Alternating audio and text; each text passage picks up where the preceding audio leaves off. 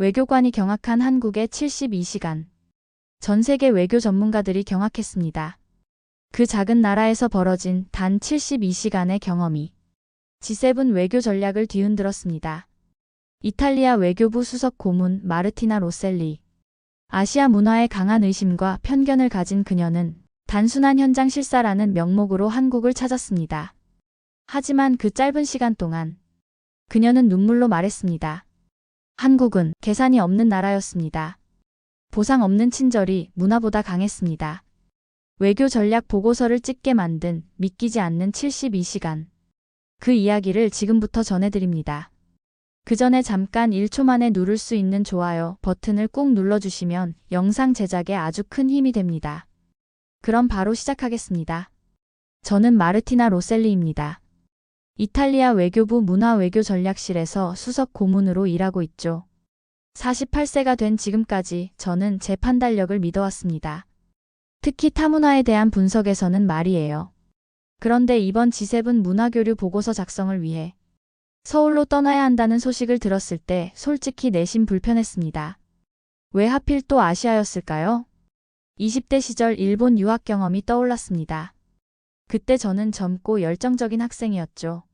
하지만 그곳에서 겪은 일들은 지금도 가슴 한구석에 남아 있습니다. 아시아인들의 시선과 무시, 그리고 차가운 외면. 외국인이라는 이유만으로 겪어야 했던 차별들이요. 그래서 저는 생각했습니다.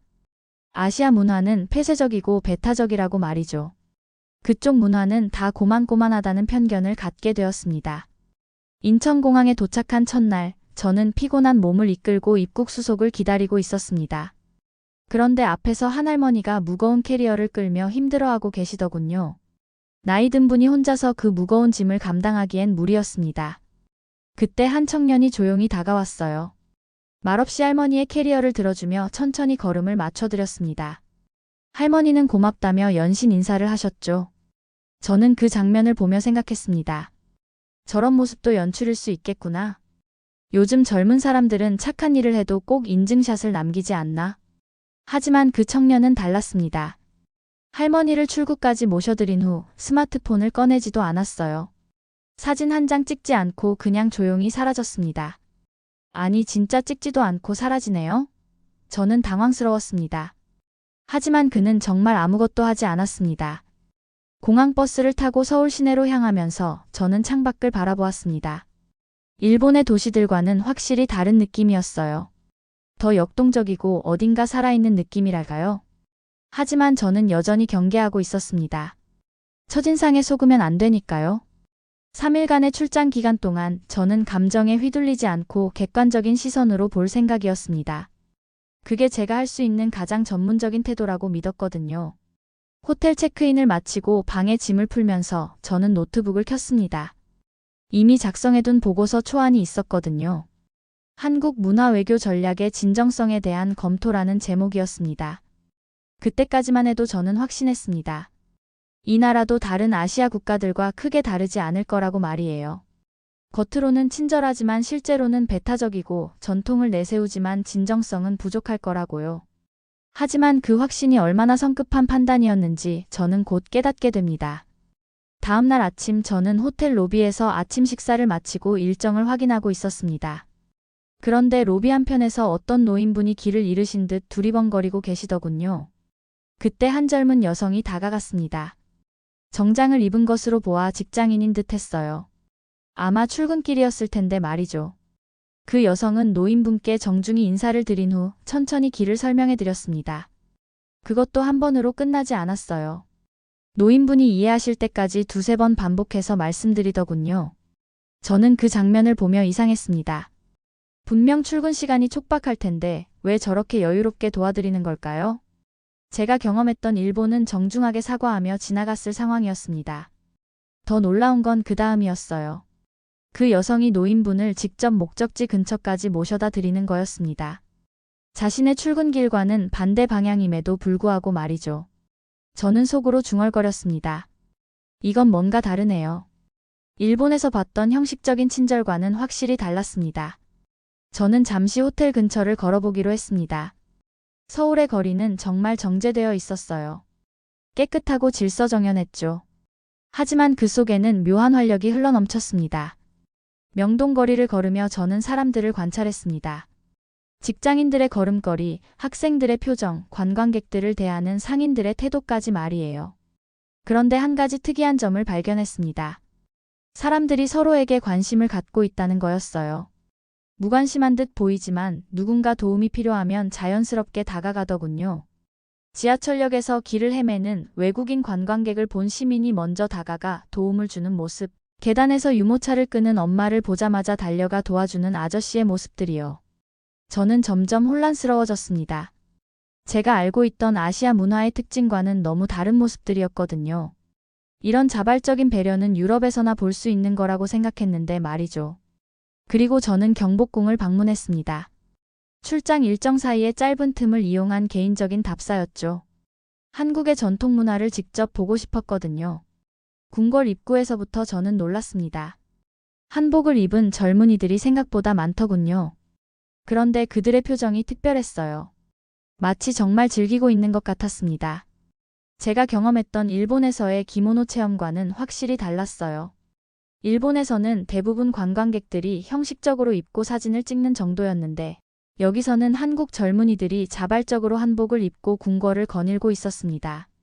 근정전 앞에서 사진을 찍고 있는데 한 대학생 그룹이 다가왔어요. 그들은 저에게 한국어로 뭔가 물어보더군요. 저는 영어로 대답했습니다. 아, 외국인이시군요. 사진 찍어드릴까요? 한 학생이 유창한 영어로 제안했습니다. 저는 정중히 감사 인사를 했죠. 그런데 그들은 거기서 끝나지 않았어요. 궁궐의 역사에 대해 설명해주기 시작했습니다. 조선 왕조에 대한 이야기, 건축물의 의미, 심지어 한복의 색깔이 갖는 상징성까지 말이에요. 저는 궁금해졌습니다. 왜 여러분은 전통 문화에 이렇게 관심이 많나요? 그러자 한 여학생이 대답했어요. 저희 문화니까요. 알면 알수록 자랑스러워져요. 그 말에서 저는 묘한 감동을 받았습니다. 그들에게 전통은 박물관에 전시된 유물이 아니었어요. 살아있는 자신들의 이야기였던 거죠. 왕이 걸었던 길을 따라 걸으며 저는 계속 생각했습니다. 왜 저들은 전통을 즐기는 걸까요? 유럽에서도 젊은이들이 자국 전통에 이렇게 관심을 갖는 경우는 드문데 말이에요. 경회로 연못 앞에서 한복을 입은 커플이 사진을 찍고 있었습니다. 그들의 표정이 너무 행복해 보였어요. 마치 자신들의 뿌리와 연결되는 기쁨을 느끼고 있는 것 같았습니다. 그 순간 저는 깨달았어요.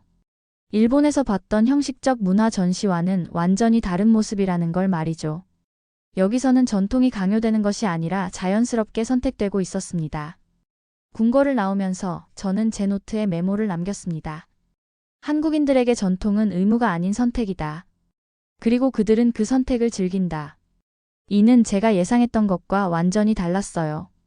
아시아 국가들의 전통 문화는 대부분 형식적이고 관습적일 거라고 생각했거든요. 늦은 점심을 먹으러 가는 길에 저는 한 할아버지를 만났습니다.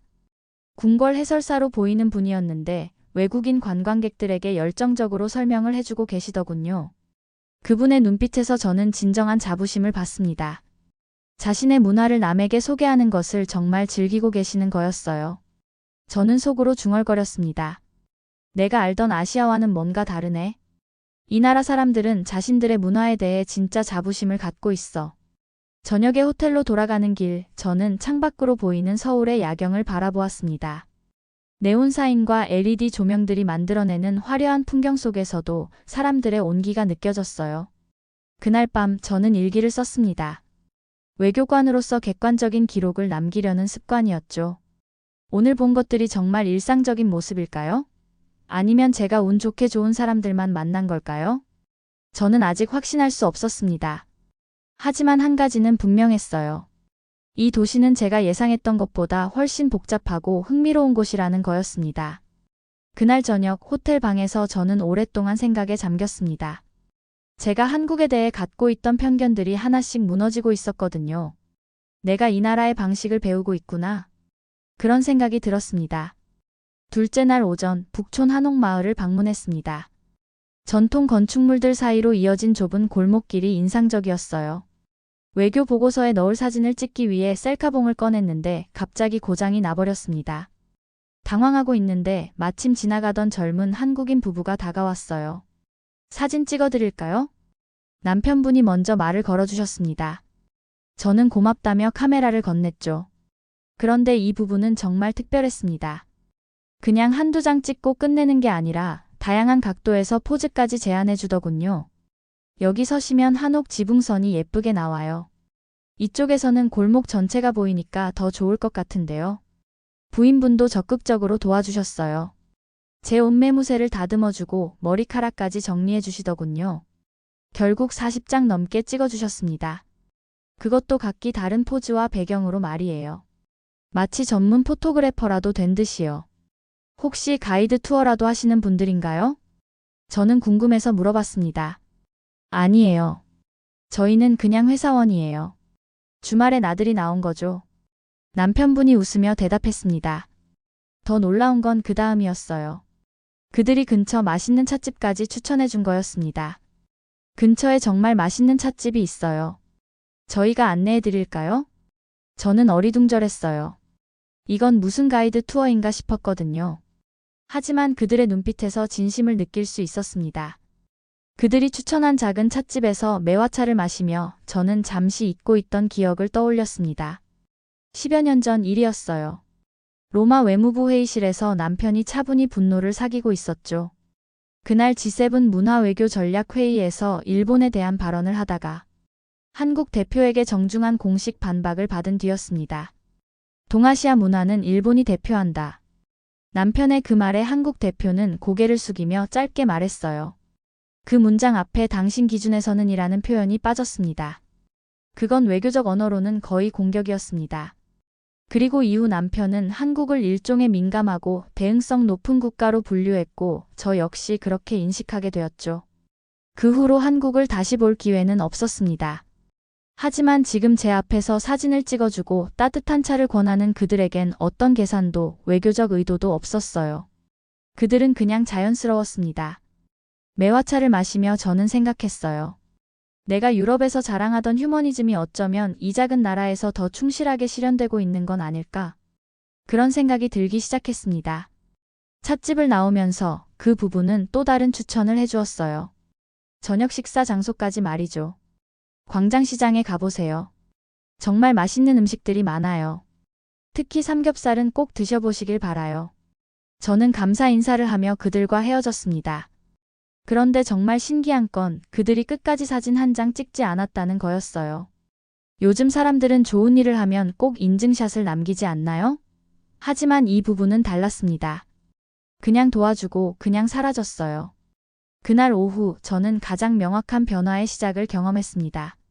제가 20여 년간 품고 있던 편견이 흔들리기 시작한 거죠. 하지만 이건 시작에 불과했습니다. 진짜 충격적인 경험들이 저를 기다리고 있었거든요. 그날 저녁 저는 그 부부가 추천해준 광장시장을 찾아갔습니다. 시장 특유의 활기찬 분위기가 인상적이었어요. 각종 음식 냄새와 상인들의 호객 소리가 어우러져 살아있는 에너지를 느낄 수 있었습니다. 삼겹살집에 들어서자 아주머니 한 분이 환하게 웃으며 맞아주시더군요. 혼자 온 외국인이 신기하셨나 봅니다.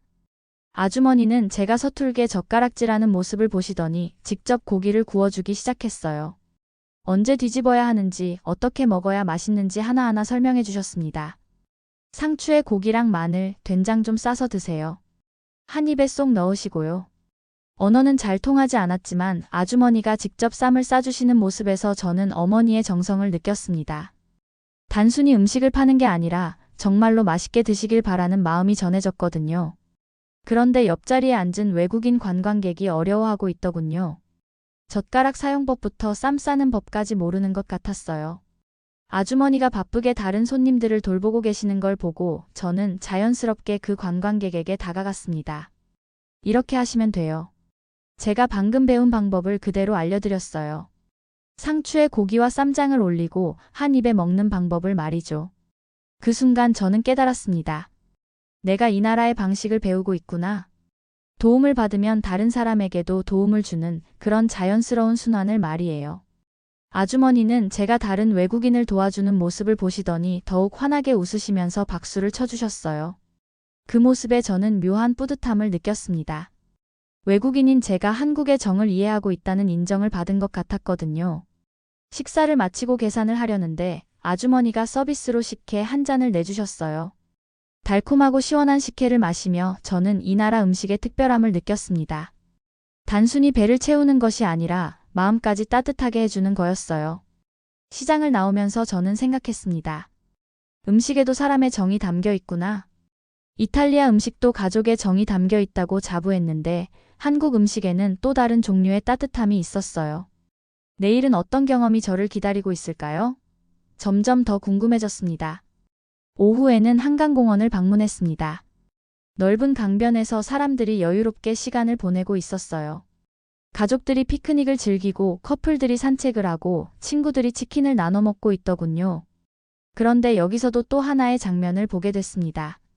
자전거를 타던 어린아이가 넘어졌는데 주변에 있던 사람들이 즉시 달려가 도와줬어요.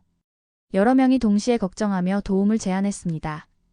결국 그 아이는 울지 않고 웃으며 일어났습니다. 저는 벤치에 앉아 그 모습을 바라보며 감탄했습니다.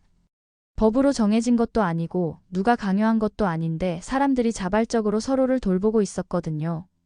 이탈리아에서도 물론 친절한 사람들이 많습니다. 하지만 여기서 보는 건 단순한 친절을 넘어선 무언가였어요.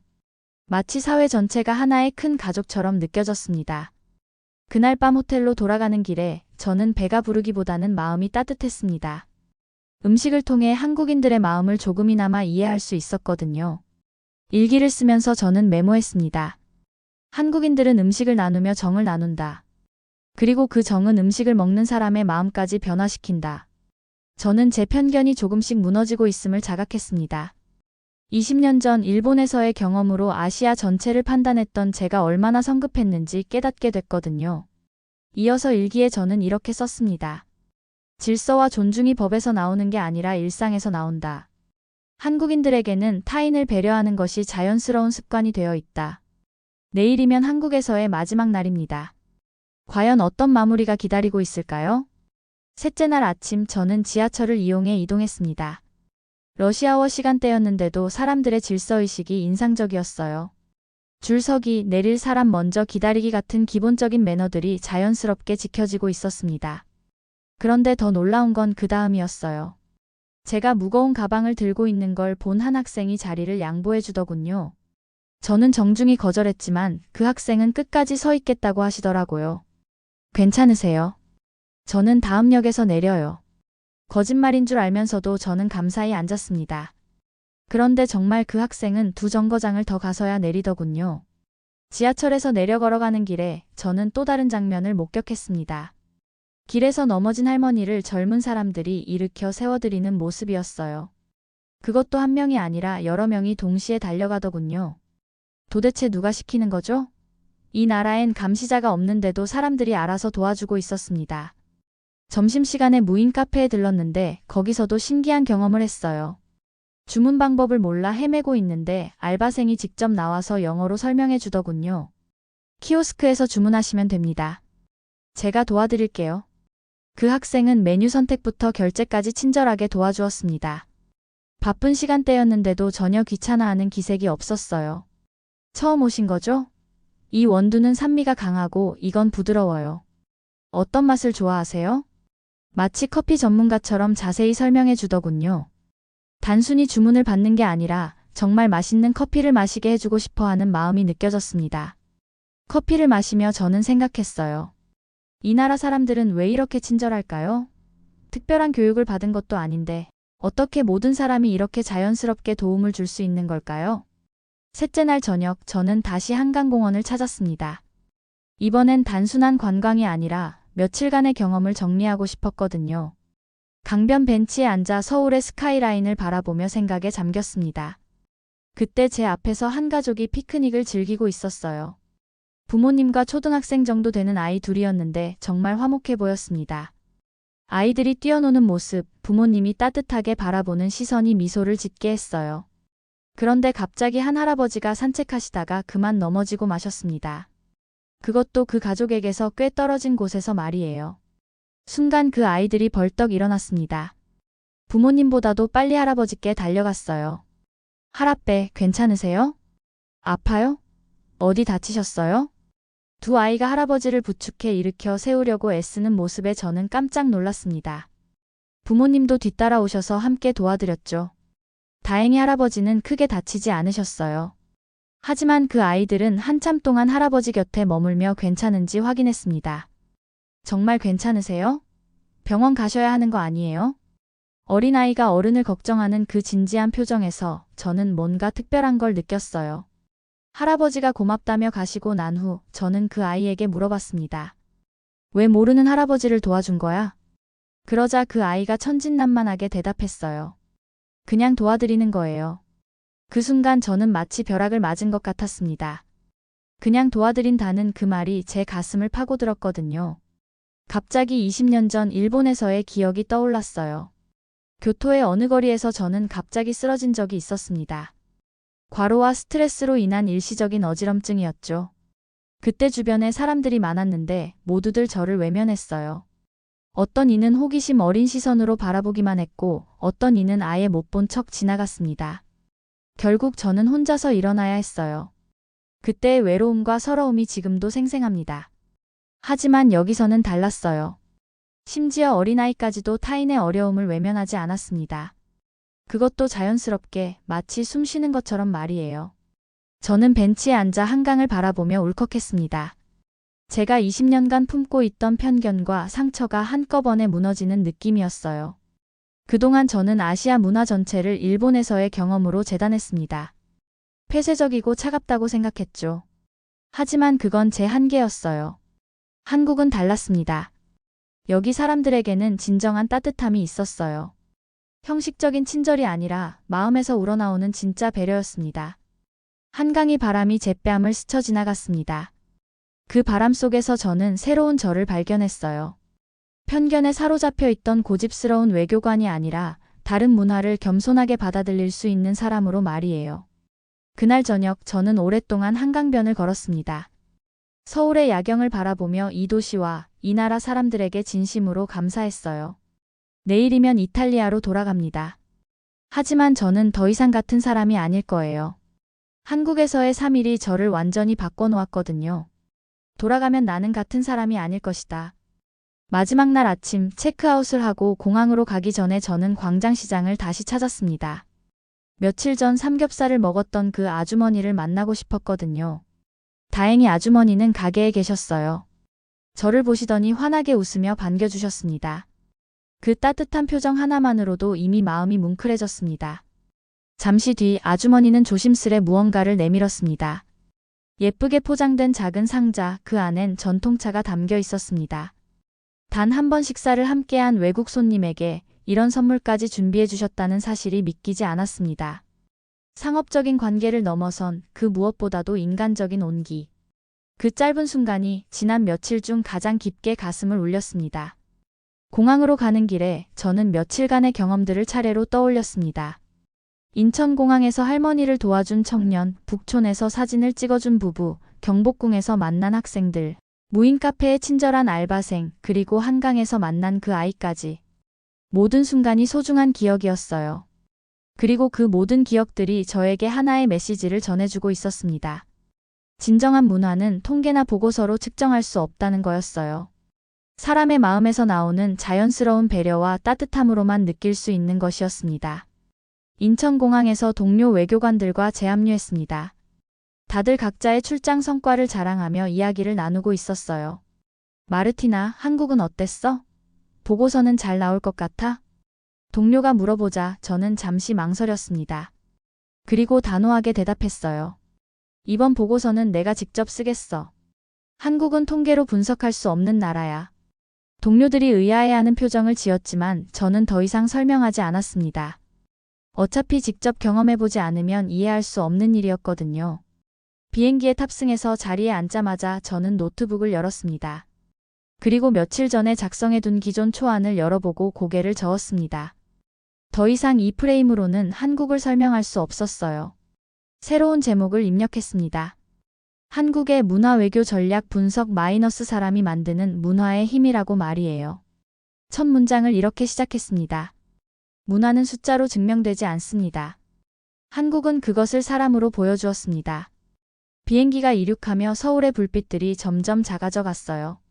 하지만 제 마음속에는 한국에서 받은 따뜻함이 그대로 남아 있었습니다. 이탈리아로 돌아가면 저는 같은 사람이 아닐 거예요. 편견 대신 열린 마음을, 차가운 분석 대신 따뜻한 이해를 갖게 된 사람이 될 테니까요. 창밖을 바라보며 저는 다짐했습니다. 앞으로는 어떤 나라, 어떤 문화를 만나더라도 선입견 없이 접근하겠다고 말이에요. 그리고 한국에서 배운 것처럼 먼저 손 내밀 수 있는 사람이 되겠다고 다짐했습니다. 누가 보지 않아도 배려하고 누가 시키지 않아도 도와주는 나라. 그 작고 조용한 따뜻함이 한 외교관의 생각을, 그리고 이탈리아의 전략을 바꿔놓았습니다. 문화는 숫자로 증명되지 않습니다. 한국은 그것을 사람으로 보여주었습니다. 오늘도 그 평범한 위대함을 지켜내고 계신 여러분께 감사합니다. 오늘의 사연은 여기까지입니다. 구독과 좋아요는 영상 제작에 아주 큰 힘이 됩니다. 지금까지 감동사 연북이었습니다. 오늘도 우리 구독자님들의 가정에 따뜻한 행복이 가득하시길 진심으로 바라겠습니다. 긴 영상 끝까지 시청해주셔서 정말 감사합니다. 내일 더 좋은 이야기로 찾아뵙겠습니다. 감사합니다.